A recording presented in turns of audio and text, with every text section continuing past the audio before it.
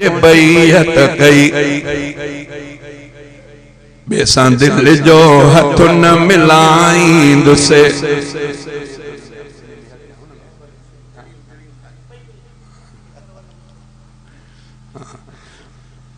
महबूब सां दिल मुझे बैयत कई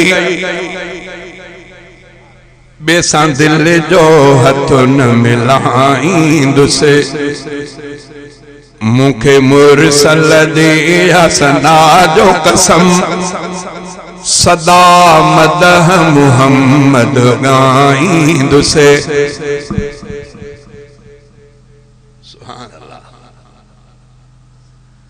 महबूब सां दिल मुझे बैयत कई बेसां दिल जो हथ न मिलाईंदुसे। मुखे मुरसल दी असना जो कसम सदा मदह मुहम्मद गाईंदुसे। जंहिंखे मालिक अर्श घुरायो जंहिंजो अर्श मथां पयो सायो। करे के दोस्त एतराज कंदा कसम गैरुल्लाह जो खणन महबूब जे सना जो कसम खणन। मुखे वो वक्त में याद अचे तो अफसोस जो मौलाना चांडे साहब को पान पुछी न सकियुसि पर आलमन सुवारन दस्यो त महबूबन करीमन जी अल्लाह ताला तारीफ ऐं सना कुरान पाक में पया। कुरान अल्लाह जो कलाम तंहिंजे करे महबूब जो माना सना तारीफ कुरान कलामुल्लाह कसम खणी सघिजे थो। कहीं चो त हबीबन करीमन जेके मेराज वारी रात अल्लाह जी तारीफ कई शायर उन पासे ॾे इशारो कयो आहे। अल्लाहुम्मा ला उसी सनान अलैका अंत कमा असनैत अला नफ्स।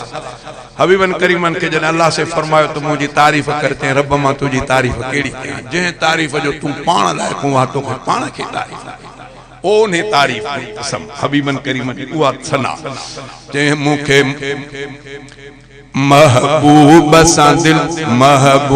सां दिल मुझे बैयत कई बेसां दिल जो हथ न मिलाईंदुसे।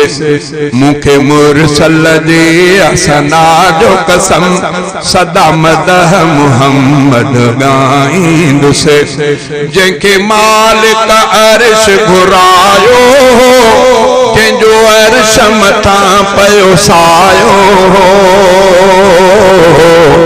जंहिंखे मालिक अर्श घुरायो जंहिंजो अर्श मथां पयो सायो। चयो मौला तोखे घुरायो अथम अॻे पोइ न तुंहिंजे घुराईंदुसे। चयो मौला तोखे घुरायो अथम अॻे पोइ न तुंहिंजे घुराईंदुसे।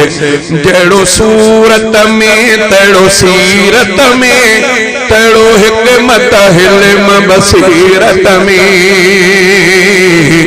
जहिड़ो सूरत में तहिड़ो सीरत में तहिड़ो हिकमत हिल्म बसीरत में।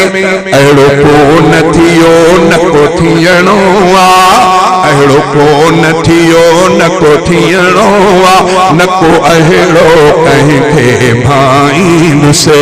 महबूब सां दिल मुझे बैयत कई बेसां दिल जो हथ न मिलाईंदुसे। अचे अहमद अरबी तसव्वुर में ऐं दिल जे ख़याल संदे घर में। अचे अहमद अरबी तसव्वुर में ऐं दिल जे ख़याल संदे घर में। महबूब जे मंजिल दिल में करे मां साह जी सेज विछाईंदुसे। महबूब जे मंजिल दिल में करे मां साह जी सेज विछाईंदुसे। सारो ॾेव जहील पियासिया चांडो अख बि उन लाइ उदासिया। सारो देह जहील पियासिया चंद वक्त में उन ले उदासिया मिले मोकल मुखे मदीने वनी बिही बिरद दुरूद बुधाईंदुसे मिले मोकल मुखे मदीने वनी बिही बिरद दुरूद बुधाईंदुसे महबूब सां दिल मुझे बैयत कई बेसां दिल जो हथ न मिलाईंदुसे